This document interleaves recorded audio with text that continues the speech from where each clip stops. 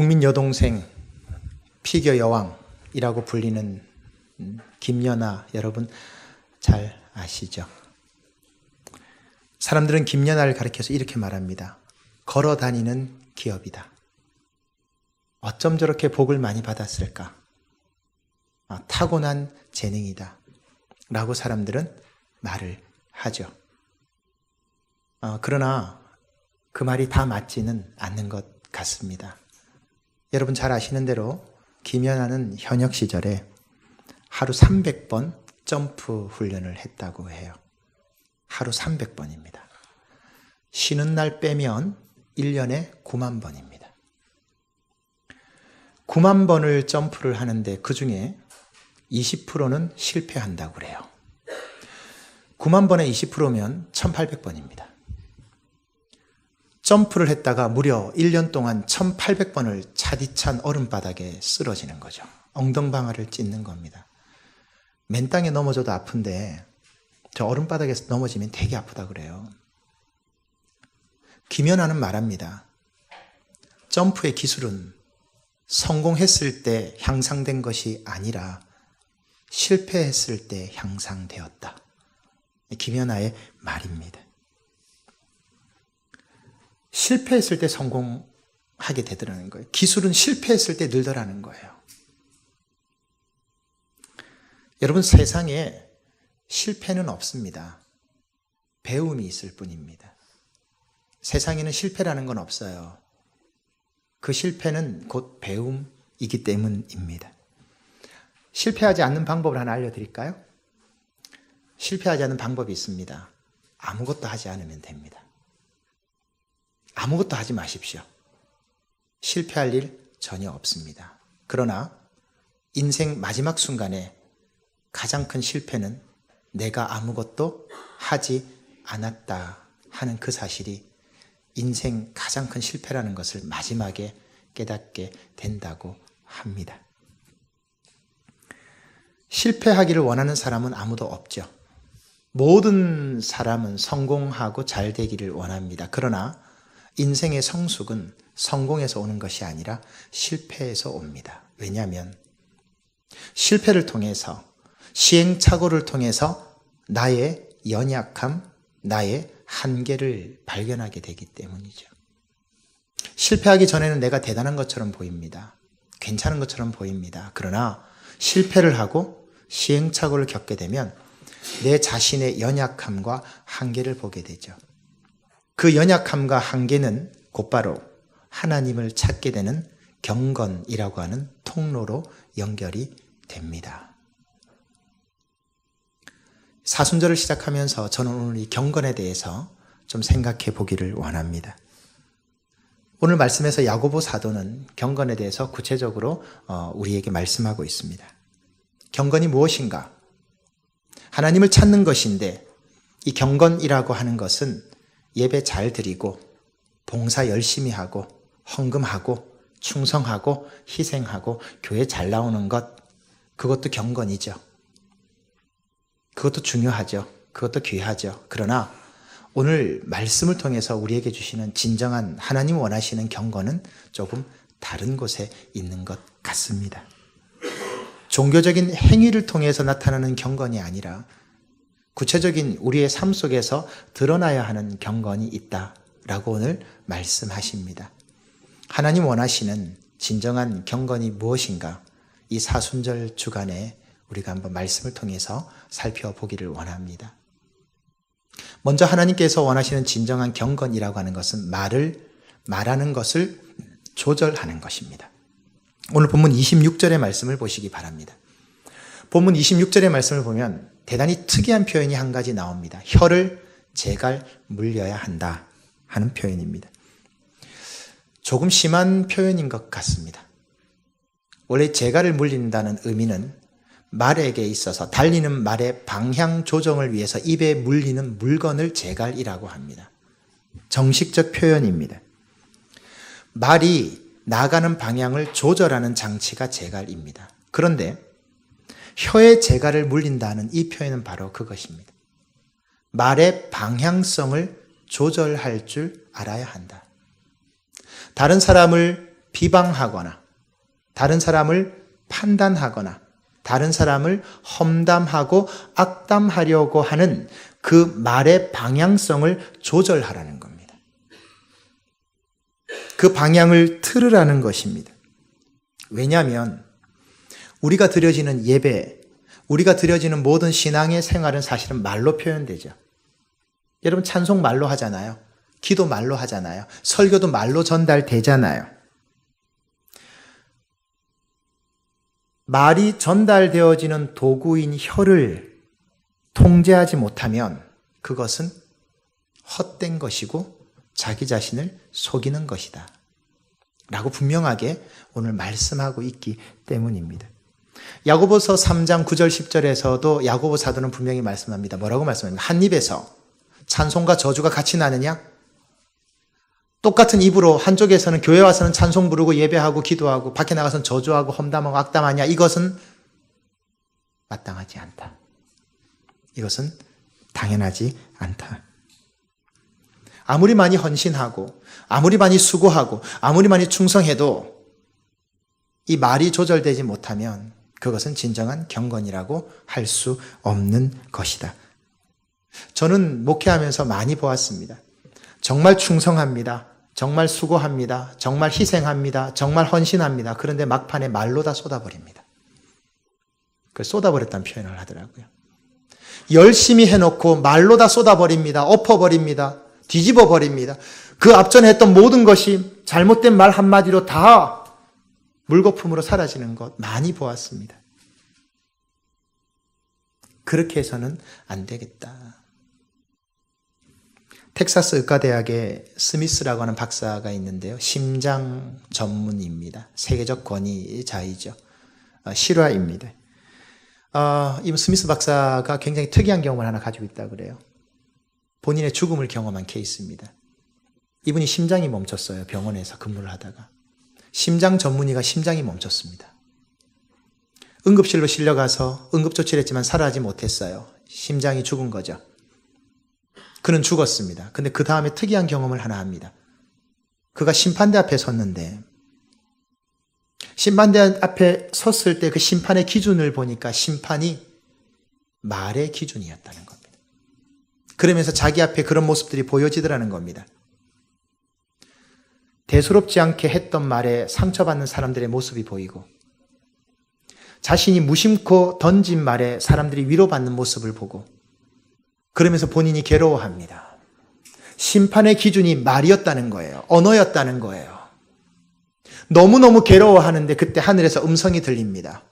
너에게 한 번에 더 기회를 줄 것인데 가서 살리는 말을 하면서 한번 살아보아라. 그리고 그는 기적적으로 깨어납니다. 심정지라고 하죠. 심장이 멈추었다가 다시 뛰면서 그가 다시 깨어납니다. 그는 깨어나자마자 병원에 휴직계를 내고요.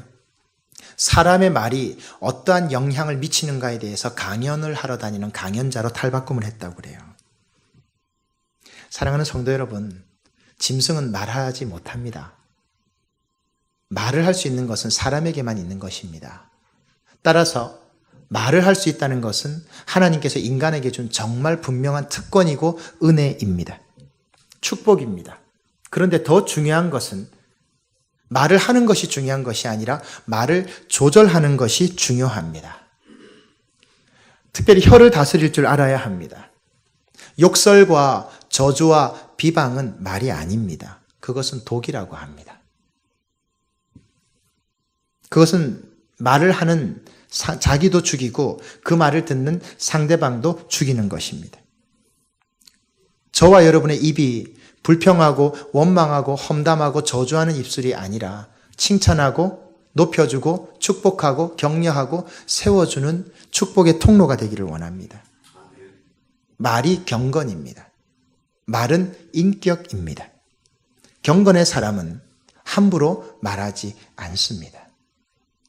이 진정한 살리는 말, 생명의 말을 가슴에 품고 나아가는 여러분 되시기를 간절히 바랍니다. 하나님께서 원하시는 진정한 경건의 두 번째의 모습은 약한 사람을 돌아보는 것입니다. 오늘 본문 27절의 말씀을 보시기 바랍니다. 27절에서 하나님께서는 어려움과 환난 중에 있는 고아와 과부를 돌보고 라고 말씀합니다. 여기에서 이 돌본다 라고 하는 원문의 뜻은 조사하러 다닌다는 뜻입니다. 헬라어 원문의 돌보고는 조사하러 간다는 뜻입니다. 일회성이 아니라 이벤트성이 아니라 생색내기가 아니라 진정으로 계속해서 돌보아 주는 거죠. 여러분 주위를 한번 보십시오. 고민을 하는 사람들 많습니다. 아픔을 가진 사람들 많습니다. 여러분의 친구들을 가만히 보십시오. 여러분의 부모님들과 가족들과 여러분의 자녀들을 한번 보십시오. 그 고민들이 여러분 보이세요? 우리 주위에 그런 사람들 많습니다. 깨어진 가정 때문에 아파하는 사람들, 경제적 문제 때문에 고통당하는 사람들, 여러 가지 고민 속에 빠져 있는 사람들, 소망을 잃고 어둠 속에서 방황하는 아이들, 어디 아이들만 그런가요? 한국 사회는 전 연령이 다 흔들리고 있는 세대입니다. 전 연령이 다 흔들리고 방황하고 괴로워합니다. 그것을 볼 줄 아는 눈, 그것을 도울 수 있는 마음, 그것이 진정한 경건이라고 하는 것입니다. 여러분 잘 아시는 슈바이처 박사를 잘 아시죠? 아프리카에 가서 일생을 그들을 위해서 헌신했던 슈바이처 박사, 여러분 잘 아시는 대로 이 슈바이처 박사는요, 독일의 선교사이지만 의학 박사이고 신학 박사이고 음악 박사입니다. 정말 이 정도 뛰어난 사람이 없습니다. 그런데 그가 아프리카에 가서 평생을 흑인들 앞에 봉사하게 된 동기는 거창한 동기가 아니었습니다. 그는 여느 때와 같이 자신의 집 앞을 산책하다가 자신의 동네 앞에 세워진 흑인 동상을 발견하죠. 평소에는 그냥 무심코 지나쳤었는데 그날따라 그 동상이 눈에 들어옵니다. 슈바이처는 그 흑인 동상 앞에 서서 한참을 바라봅니다. 그러면서 생각합니다. 지난 100년 동안 서구 사회가 우리 백인들이 아프리카를 점령하고 그들을 식민지 삼아서 똑같은 사람임에도 불구하고 그들을 짐승 취급하고 학대하고 괴롭히고 그들의 생명을 앗아갔던 그 쓰라린 100년의 역사를 기억하면서 똑같은 백인으로서 내가 무언가 책임 있는 행동을 해야 하지 않겠는가라고 고민하고 생각합니다. 그 결과 그는 부인과 함께 독일의 좋은 교수의 자리를 놔두고서 아프리카로 떠나게 되었죠. 내가 어떻게 하면 내가 하지 않았지만 저 고통당했던 100년의 고통을 당했던 저 흑인들을 도울 수 있을까? 섬길 수 있을까? 아마 우리 같았으면 내가 하지 않았기 때문에 상관없다라고 말할 수도 있었을 거예요. 그러나 슈바이처는 그렇게 하지 않았습니다. 그리고 아프리카로 떠난 거죠. 진정한 그리스도인의 모습을 발견하게 됩니다. 사랑하는 성도 여러분, 나의 가정, 나의 직장, 나의 사업, 나의 자녀, 내 울타리만 보인다면 죄송하지만 그것은 경건이 아닙니다. 개인적으로, 종교적으로 경건할 수 있을지 몰라도 하나님 원하시는 진정한 경건은 아닙니다. 하나님이 원하시는 경건은 나를 돌아보는 것이 아니라 내 주위의 다른 사람들에게 눈길을 돌려서 그들을 돕는 것이 진정한 경건입니다. 내가 힘들어 보니까 저 사람 얼마나 힘든지 알겠다. 내가 울어 보니까 저 사람의 울음이 이해가 간다. 내가 아파 보니까 저 사람 아픈 것을 알겠다. 이렇게 되어야 하는데 여러분 최악의 상황이 어떤 건지 아세요? 내가 아파봤기 때문에 이제 나는 절대로 안 아플 거야. 자기만 챙기는 겁니다.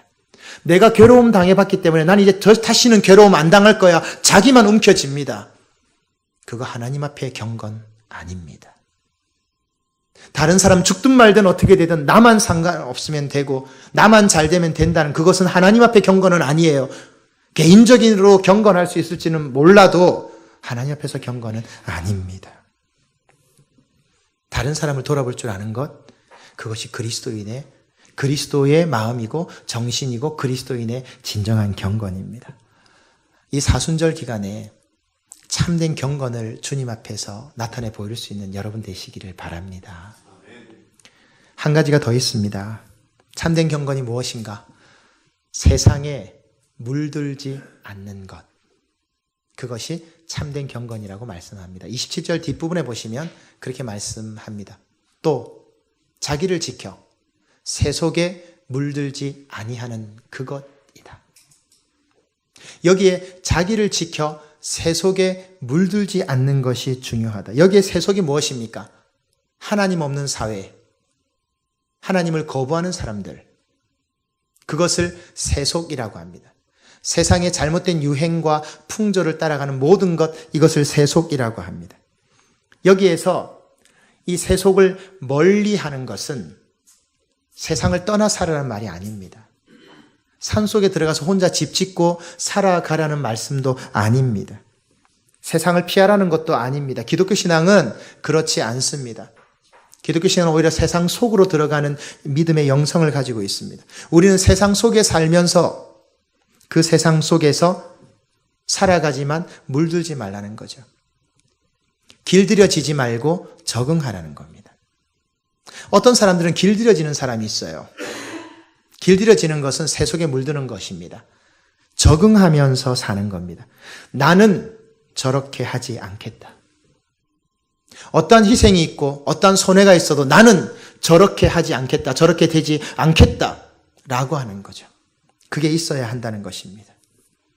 겨울이 되거나 환절기가 되면 감기 때문에 고생하는 분들이 많으시죠. 왜 그럴까요? 면역력 때문입니다. 이 면역력이라는 것이 무엇입니까? 세균과 바이러스가 떠돌아다니다가 우리 몸속으로 들어왔을 때 그것을 극복해내는 힘을 면역력이라고 합니다. 이 면역력이 약한 사람들은 고생을 많이 하죠.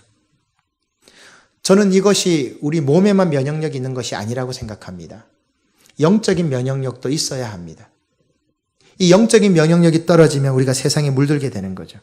대표적인 사람이 누구입니까? 여러분 잘 아시는 아브라함과 그의 조카 롯 아닙니까? 아브라함은 어떻게 했습니까? 믿음을 지키기 위해서, 믿음의 그것을 간직하기 위해서 정말 좋은 땅, 소돔과 고모라 땅도 조카에게 양보합니다. 먼저 선택해서 가게 합니다. 그리고 자신은 거기에 남아서 제단을 쌓죠. 그러나 롯은 어떻게 했습니까? 세상적으로 물도 넉넉하고 발달되어 있는 그곳으로 갔다가 나중에 모든 것을 다 잃어버립니다. 저는 이것이 영적인 면역력의 차이라고 봅니다. 믿음의 면역력이 약해지면 내가 세상에 흡수되는 것이고, 믿음의 면역력이 강하면 세상이 나에게 흡수되는 거죠. 내가 세상을 십자가에 못 박는 것인가?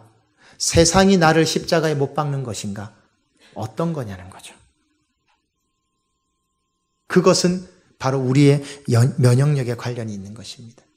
저는 세속적인 것과 경건을 이렇게 구분하기를 원합니다. 십자가를 아는 것, 그거 세상적입니다. 다시 말씀드립니다. 십자가를 아는 것, 그건 세상적입니다. 십자가의 삶을 사는 것, 그것 경건입니다. 다시 말씀을 드립니다. 십자가를 아는 것은 세상적입니다. 그러나 십자가의 삶을 아는 것은 경건이 맞습니다. 여러분 너무나 잘 아시는 시편 23편, 여호와는 나의 목자시니 내가 부족함이 없으리로다. 이것을 아는 것은 세상적입니다. 그러나 거기에 나오는 목자가 누구인지를 아는 것은 경건이라고 생각합니다. 다시 말씀드립니다. 시편 23편을 아는 것은 세상적이고요. 그 시편 23편에 나오는 목자를 아는 것, 믿는 것은 경건입니다. 여러분 어디에 속해 계십니까? 여러분 사순절 기간을 보냅니다. 내일부터 다시 우리가 새 1회 동안 3주 동안 금식하고 기도할 것입니다. 여러분은 알고 있습니까? 아니면 살아가고 있습니까? 기계적으로 여호와는 나의 목자신이라는 것을 알고 있습니까? 그 목자가 누구인지 정말 알고 계십니까? 우리가 세상적입니까? 정말 우리가 경건합니까? 우리는 어디에 속해 있는 사람들입니까? 하나님은 지금도 이 세상 속에서 경건한 사람들을 찾고 계십니다. 참된 경건은 하나님을 향한 마음이 세상과 사람에게 나타나는 겁니다. 대상은 하나님입니다. 그러나 현상은 사람입니다. 이 사실을 절대 놓치지 마십시오. 우리의 대상은 하나님이 맞아요. 그러나 그 현상으로 나타나는 것은 사람들과 이 세상 속에 나타나야 합니다. 그렇지 않으면 우리의 경건은 헛것이 될 것입니다. 그 일을 위해서 우리의 입술을 조절할 줄 알아야 합니다. 우리의 말을 조절할 줄 알아야 합니다. 그리고 다른 사람들을 돌아볼 줄 알아야 합니다. 그리고 마지막으로 나를 지켜서 내가 참된 경건의 생활을 해나갈 줄 알아야 합니다. 하나님을 감동케 하고 세상 속에서 참된 영향력을 비추면서 살아나가는 여러분 되시기를 우리 주 예수 그리스도의 이름으로 축원드립니다. 이 시간 우리가 말씀을 생각하시면서 함께 찬양하기를 원합니다. 하나님, 내가 정말 하나님 앞에, 세상 앞에 신실하고 진실하게 살기를 원합니다. 머리로 이해하는 것이 아니라 가슴으로 느끼고 내 삶으로 드러내기를 원합니다. 하나님, 내가 참된 경건의 사람으로 살 수 있도록 하나님 나를 붙잡아 주시옵소서. 말씀을 생각하시면서 참된 경건의 의미를 생각하시면서 함께 찬양하시도록 하겠습니다. 신실하게 진실하게 신실하게 진실하게 거룩하게 살게 하소서. 신실하게 신실하게 진실하게 거룩하게 살게 다시 한 번 더 고백하겠습니다. 신실하게 신실하게 진실하게 거룩하게 살게 하소서. 신실하게 진실하게 거룩하게 살게 하소서.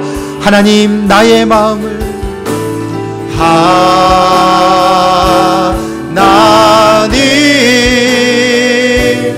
나의 마음 만져주소서. 하나님,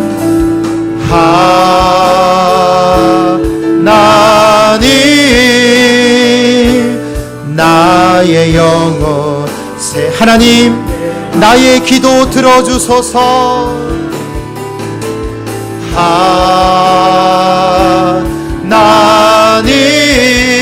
하나님 나의 기도 들어주소서. 그렇습니다 주님. 하나님 주의 길로 인도